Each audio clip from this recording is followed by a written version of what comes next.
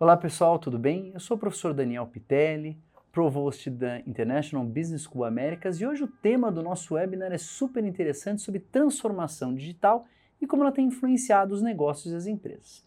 Para participar do nosso bate-papo, tenho um grande prazer de falar com Léo Xavier, que é empreendedor digital, professor, escritor. Léo, muito obrigado por ter aceito o nosso convite e eu já vou emendar uma pergunta, tudo bem? A pandemia da Covid-19 mudou a forma como as empresas trabalham, principalmente no seu processo de digitalização. Como é que você vê esse processo de aceleração da transformação digital nas empresas? Oi, Daniel. Oi, alunos também. Prazer estar aqui com vocês.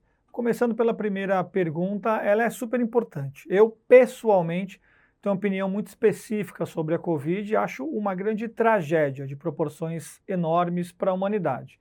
No entanto, fazendo um corte específico para o que acontece com a maioria das empresas durante esse período, durante esse um ano que a gente já vive reclusos, não é, em pandemia, foi clara a necessidade de se acelerar uma série de processos que estavam ou não é, no forno ou até mesmo numa gaveta. Ficou muito óbvio também que aquelas empresas que já estavam prontas para a transformação digital ou já estavam pelo menos mais maduras no tratamento dos seus canais e estratégias no mundo digital, foram aquelas que sofreram menos, não sofreram e eventualmente conseguiram surfar bem do ponto de vista de negócios esse período. Por outro lado, aquelas que estavam ainda pouco digitalizadas, pouco maduras nesses processos de transformação, acabaram sofrendo mais.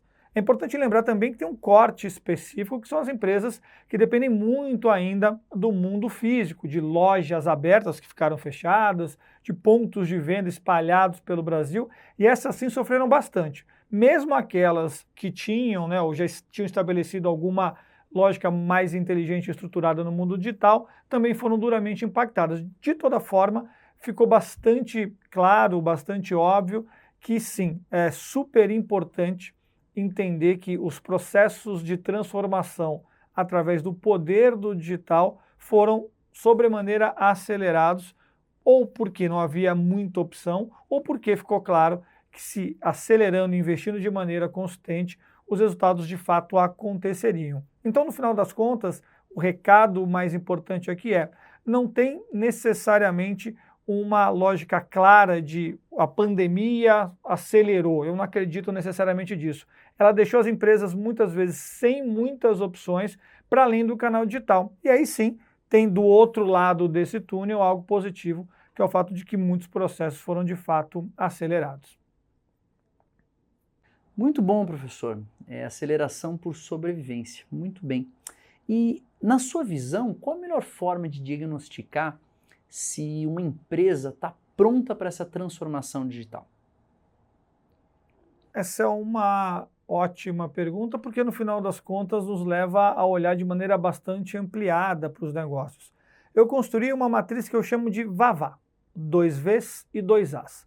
Basicamente, a gente vai olhar para a organização, para a corporação, com um V lá em cima e um A lá em cima, na liderança, no board, nas lideranças desse negócio.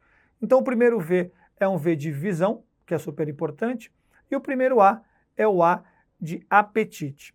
E para baixo, não é, de uma maneira pervasiva em toda a organização, a gente precisa de outro V e de outro A. Nesse caso, no lugar, não é somado à visão, a gente precisa da vivência. E no caso do A, somado ao apetite, é importante ter aptidão. Vou explicar rapidamente para vocês cada um deles e aí vai começar a fazer um pouco mais de sentido.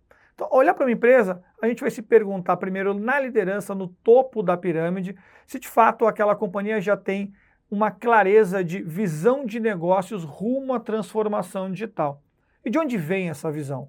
De dois caminhos. Ou de uma maneira interna, genuína, construída dentro do negócio, ou vem de fora, basicamente contratando grandes consultorias estratégicas que podem ajudar a construir a visão de futuro. Não tem nem certo nem errado aqui, são só dois caminhos de se construir essa visão. Em existindo essa visão, a gente já tem um bom caminho andado. Ao lado da visão, é muito importante ter o apetite claro e verdadeiro das lideranças para a transformação. Não basta querer, mas é preciso ter uma fome muito grande, um desejo muito genuíno para que a transformação de fato aconteça. O homem é um bicho avesso a mudanças, em qualquer espectro da vida. Nas corporações não ia ser diferente. Então é muito importante esse real apetite da liderança para contagiar e contaminar positivamente toda a corporação. E falando na corporação, como é que funcionam os outros A e V? Veja, a gente precisa entender que tem uma obviedade aqui. Todas as companhias, maior ou menor grau, com menor ou maior intensidade, vão avançar rumo à transformação, especialmente a digital. Uma obviedade. Segunda obviedade, inevitavelmente, esses processos de transformação digital vão ser materializados em produtos e serviços digitais. E a obviedade número 3 é que são pessoas, né, como eu, como vocês, que vão de fato conseguir construir, materializar em produtos e serviços digitais essas grandes estratégias. E para isso é importante, portanto, que a gente tenha esse V e esse A ao longo da corporação. Um V, repito, de vivência nesse mundo de produtos e serviços digitais, e o A, que é a aptidão, para estar pronto, não é, para novos métodos de trabalho, para novos processos para a construção desses produtos e serviços digitais, e, acima de tudo, para uma mudança de visão, que é muito importante. Além de você ter uma nova dinâmica de estrutura e de perfis e de capacidades, é muito importante uma nova visão, uma nova mentalidade, uma nova lógica de encarar a gestão desse mundo em transformação.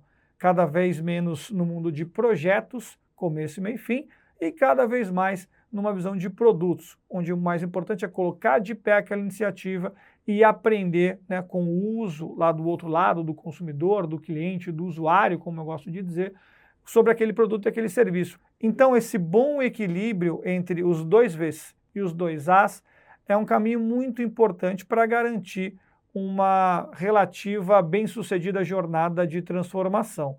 É bem verdade que quando a gente olhar para as companhias, a gente vai ver muitas delas manca em um desses Vs ou em um desses As. Eventualmente você tem uma liderança sim, com muito apetite, com uma visão estruturada, mas você não tem necessariamente um time pronto para aquilo. Ou muitas vezes você até tem parte do time ou parte das competências pela companhia, no entanto, falta uma visão clara de para onde a gente vai seguir. E falando especialmente sobre pessoas, que é sobre isso que a gente fala aqui, não é só sobre ter as melhores pessoas, a gente passa a ter uma necessidade de ter as pessoas certas e, mais do que isso, em posição de decisão e redefinição do que vai ser o negócio nessa transformação longuíssima digital. Matriz Vavá. Muito bem, Léo, muito bem. E então, para mim ficou claro, pelo menos, que a transformação digital assim, não envolve só tecnologia, né? Como é que você enxerga assim, essa longa jornada, né, e os desafios de processos, equipes? Olha, professor, eu construí também, assim como a matriz Vavá, uma outra forma de ser muito simples de compreender e também ajudar as empresas a entenderem os passos, não é, as camadas importantes nessa longa jornada de transformação digital. Eu chamo aqui dos 3 Ps. Começando aqui de baixo, plataformas, na sequência, processos, e lá em cima, e obviamente o mais importante, são as pessoas. Explico aqui para vocês rapidamente cada uma delas. Sobre plataformas, me parece a coisa já estabelecida e conhecida mais comumente, não é? O fato de você revisar toda a sua lógica e estrutura de TI, de tecnologia, de sistemas legados estabelecidos, não é sobre jogar fora o que você tem, é sobre você revisitar como está o seu stack de tecnologia. Tem muita, a gente está em 2021, né, gente? Tem muita plataforma disponível no mercado nacional e internacional, com formatos, não é, de compra, licenciamento cada vez mais acessíveis e, mais do que isso, plataformas que estão experimentadas, não é, largamente utilizadas por diversas empresas no mundo inteiro. Então, olhar para isso com um olhar provocador e buscando a renovação me parece muito importante. É sobre como combinar o stack atual que você tem de tecnologia com novas plataformas e aproveitar e beber dessa fonte que é a força das startups espalhadas no mundo inteiro, as startups no modelo SaaS, né, de plataformas aí como serviço, que podem, sem dúvida nenhuma, ajudar a acelerar e escalar essa mudança de base de tecnologia, de plataformas. Esse é o primeiro P. Partindo para o segundo, a gente vai falar de processos e métodos, não é? Além de revisar de novo, né, um processo de revisão, de revisitação, os processos estabelecidos, a fim de, primeiro, entender e mapear claramente todas as jornadas da relação da marca, do produto, do serviço com seus diversos públicos. Então, construir essa jornada como ela é hoje, é muito importante entender como que a gente pode usar o digital para redefinir esses processos internos e externos também, né, com o público externo, e certamente a gente vai encontrar uma série de pontos de melhoria, alguns pontos de dor e fricção nos processos estabelecidos para que a gente consiga então revisitá-los. E junto de processos também tem os métodos, não é? E também pensar sobre como adotar metodologias mais contemporâneas. Sem dúvida nenhuma, o Agile é algo que parece fazer bastante sentido nas grandes companhias. As startups estão muito bem nesse mundo, sabem muito bem, nascem, né, usando metodologia ágil, mas as grandes companhias também têm construído, não é? Suas tribos, suas squads, uma dinâmica mais inteligente, né, mais contemporânea de tocar os processos e projetos que estão ali estabelecidos. Então, revisar método me parece muito importante, revisar os processos é algo chave. Até porque, veja, não existe só instalar uma plataforma, apertar um play e achar que está resolvido o problema. A empresa tem que se repensar e se remoldar para que essa plataforma tenha o maior uso possível. E também não adianta você ter novos processos se você não tem as pessoas, como eu já disse, inclusive na pergunta anterior, corretas, as pessoas certas e, mais do que isso, colocadas nas posições que elas devem estar. A gente, de uma maneira geral, acaba confundindo as boas pessoas com as pessoas certas. Claro que é para ter gente boa no nosso time, sem dúvida nenhuma, mas não é só ser bom, não é ser ótimo, é ser a pessoa correta para aquela missão, correta para aquela posição e, mais do que isso, em posição de decisão, de mudança. Autonomia é palavra-chave, palavra de ordem aqui. E aí sim, quando você repensa plataformas, combina, não é, renova o seu parque ali tecnológico, seu stack de tecnologia, quando você consegue estabelecer novos processos, redefini-los e, mais do que isso, adotar novas metodologias de trabalho e ter as pessoas certas, corretas em posição de decisão, aí você tem 3 P's renovados, revisitados e prontos para garantir uma jornada muito mais bem sucedida nas várias iniciativas de transformação. Plataforma, processos e pessoas. Você comentou muito sobre pessoas quando você explicou a matriz Vavá e destacou também isso na explicação sobre os 3 P's, né? Então fica evidente que as empresas precisam ter profissionais qualificados, né, professor? Você vê o mercado profissional, tem tanta gente capacitada para todas essas oportunidades? Daniel, aqui a gente tem um drama. E eu não estou exagerando, hein? A gente está vivendo um grande apagão de talentos no Brasil. A gente não tem os profissionais necessários hoje e pelos próximos anos para garantir que esses processos de transformação de fato aconteçam. As pessoas são chave para isso. Veja, a Brascom, que é uma associação de empresas de tecnologia, acabou de divulgar um estudo, agora há 2 meses, dizendo que até 2024, no Brasil, nós teremos já um déficit de mais ou menos 290 mil pessoas na área de tecnologia da informação para ser absorvido pelo mercado. Não está nessa conta um outro mundo que vem antes, que é o mundo de design de produtos e serviços digitais. Então, para cada desenvolvedor que vai desenvolver ali um app, desenhar uma tela ou algo do gênero, você precisa ter um designer, um UX designer e uma série de outros profissionais dessa grande cesta de design de produtos que vão planejar, pensar, desenhar e, mais do que isso, apontar o caminho de evolução do produto digital. Eu faço uma proxy aqui, uma relação de mais ou menos 1:5, tá? Então, para cada desenvolvedor, um designer. Deveria ser um pouquinho mais, mas vamos ficar por aqui. Ora, se a gente tem 300 mil profissionais de TI, numa relação 1:5, a gente pode chegar a mais ou menos 360 mil profissionais que a gente não tem, que vão faltar às empresas. E isso é, sem dúvida nenhuma, um grande drama. E por quê? Porque sem as pessoas corretas, em posição de definição e de atuação, as coisas simplesmente não vão acontecer. Não basta você ter as novas e melhores plataformas, não basta mudar os processos e adotar metodologias contemporâneas se a gente não tem as pessoas. Então aqui tem um desafio basicamente estrutural e também conjuntural no mercado brasileiro. Como sanar isso? Basicamente de duas formas: investindo em formação e também em aceleração e qualificação da mão de obra existente. Tem muitos profissionais de outras áreas que podem ser acelerados, qualificados, a famosa pivotada de carreira, né? Não é só a empresa que pivota, as pessoas também podem pivotar a carreira. E por outro lado, investir de maneira bastante estruturada em formação, tanto de designers como de programadores, como os de POs, PMs, cientistas de dados, todas essas novas habilidades que são absolutamente necessárias. E nesse ponto, o que a gente percebe, por isso que eu volto ao tema de ser um real drama, é que as empresas vão se ver absolutamente encurraladas nesse primeiro momento. Porque, veja, para além de não ter as pessoas, você passa a ter, então, uma disputa que até então, uma guerra, se a gente puder falar de certa forma, por talentos que até então não existia, não é?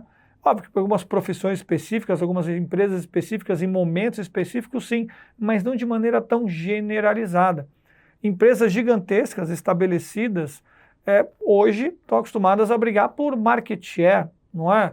Pedaço de mercado e com seus competidores diretos, mapeados, conhecidos. O que passa a acontecer agora é que a competição por talento passa a ser a maior competição e a maior dor das companhias, independente do tamanho delas. Então veja, um grande banco tradicional, ele vai disputar um bom designer de interfaces ou um cientista de dados, não somente com uma fintech, mas também com uma empresa como, por exemplo, o Quinto Andar. Não tem nada a ver com a competição direta com o banco, mas pelo designer talentoso eles competem. A mesma coisa, uma empresa de varejo de moda, por exemplo, vai competir com o Airbnb ou com o Google por aquele cientista de dados que é tão importante para repensar, por exemplo, os algoritmos de recomendação de produtos e de looks, né, para as suas clientes, por exemplo.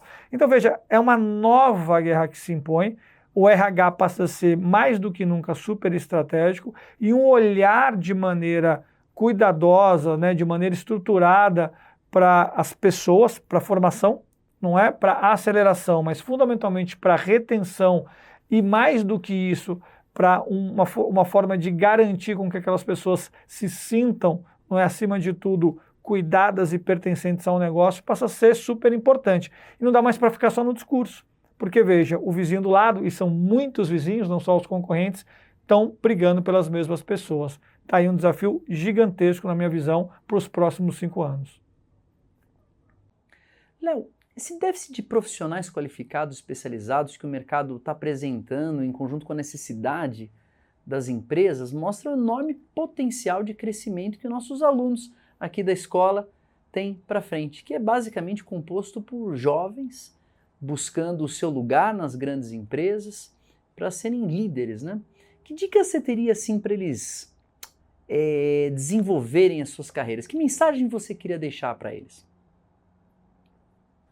Falar com os jovens é sempre uma responsabilidade dupla, não é? Porque no final das contas a gente está aqui ajudando, não é? E eventualmente direcionando decisões de carreira que são também decisões de vida.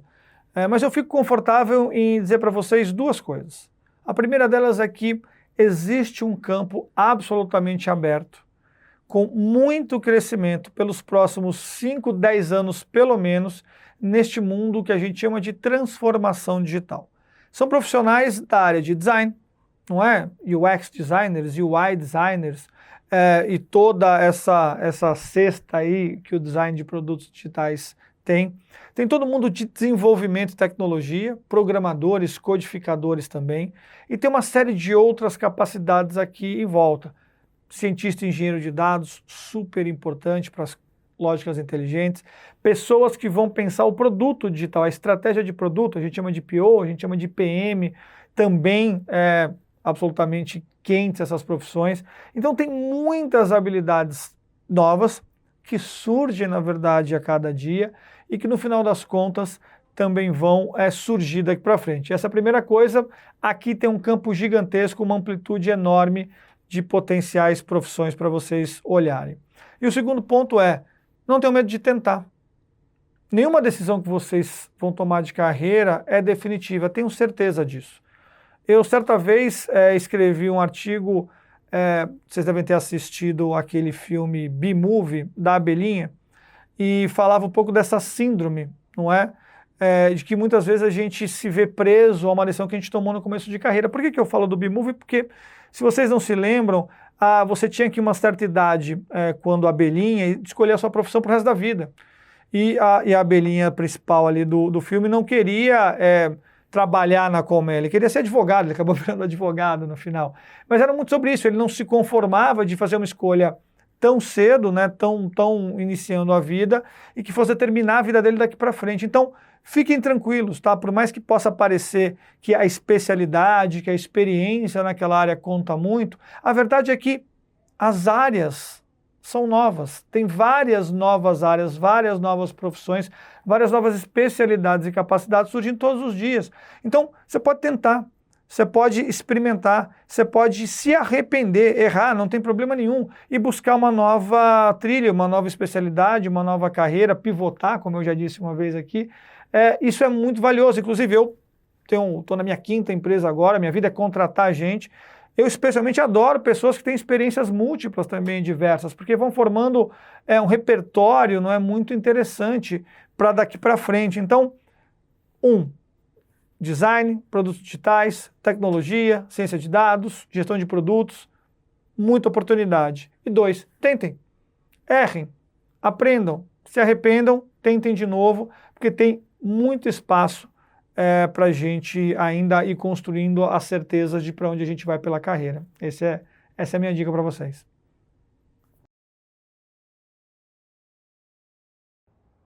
Léo, eu queria agradecer imensamente sua participação, foi um bate-papo ótimo, com dicas valiosas e importantes para os nossos alunos, tenho certeza que eles vão aproveitar bastante.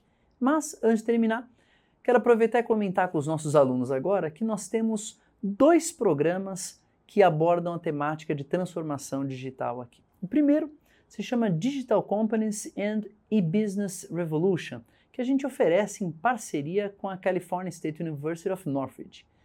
Se são uma das principais universidades americanas e fica bem pertinho de Los Angeles. E nós temos um segundo que se chama Data Science Applied for Business, que em conjunto com a Pearson College of London, né? Ambos programas são realizados durante 3 semanas, oferecidos nos meses de janeiro ou julho e ministrado por grandes professores PhDs de universidades da região, americanas ou londrinas. Se você quiser saber um pouco mais sobre esse programa e principalmente sobre o nosso programa de bolsas de estudos para facilitar a sua ida para um desses programas, clica no link que eu deixei aqui na descrição. E aí você vai ter a oportunidade de conversar com executivos, vivenciar o ambiente de negócios no estrangeiro, tá bom? Quero agradecer muito sua participação, nos vemos em breve aqui no canal da IBS Américas e, por favor, sempre mantenha em contato com a gente, que nós temos o imenso prazer de trazer conteúdos relevantes e, com certeza, impactarão suas carreiras e seus conhecimentos. Muito obrigado, meus amigos. Um abraço. Professor Daniel, eu que agradeço novamente o convite de vocês, foi um prazer bater esse papo contigo e espero que os alunos lá do outro lado tenham também curtido. Obrigado.